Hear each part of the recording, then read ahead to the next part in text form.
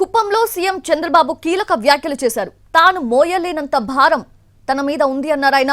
మొత్తం ఖజానా ఖాళీ చేశారన్న ఆయన ఎక్కడెక్కడ అప్పులు చేశారో ఎవరికీ అంతుపట్టడం లేదని కామెంట్ చేశారు. ప్రజలు అనుకున్నంత ఆశాజనకంగా అక్కడ పరిస్థితి లేదని చెప్పారు. అభివృద్ధి లక్ష్యంగా రేయింబవళ్లు పనిచేస్తానని తెలిపారు. రాష్ట్ర పరిస్థితిపై 7 శ్వేతపత్రాలను అసెంబ్లీ బడ్జెట్ సమావేశాల్లో విడుదల చేస్తామన్నారు సీఎం చంద్రబాబు. నాకు మళ్ళీ జన్మ అనేది ఉంటే కుప్పం ముద్దు బిడ్డగానే పుడతాను, మీ సేవ కోసమే ఉంటాను. కానీ సమస్యలు కూడా బోలెడన్ని ఉన్నాయి. నేను మొయ్యలేనంత భారం ఉంది, ఆ విషయం కూడా మీరు గుర్తుపెట్టుకోవాలి.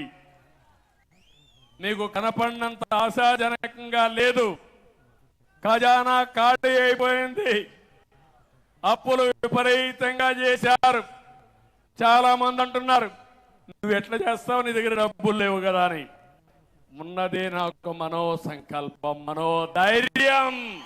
5 కోట్ల మంది కోసం, మీ భవిష్యత్తు కోసం ఎంత కష్టమైనా పడతాను, ఎంత భారమైనా మోస్తాను. తిరిగి రాష్ట్రాన్ని గాడిన పెట్టే బాధ్యత నాదని మరొకసారి మీ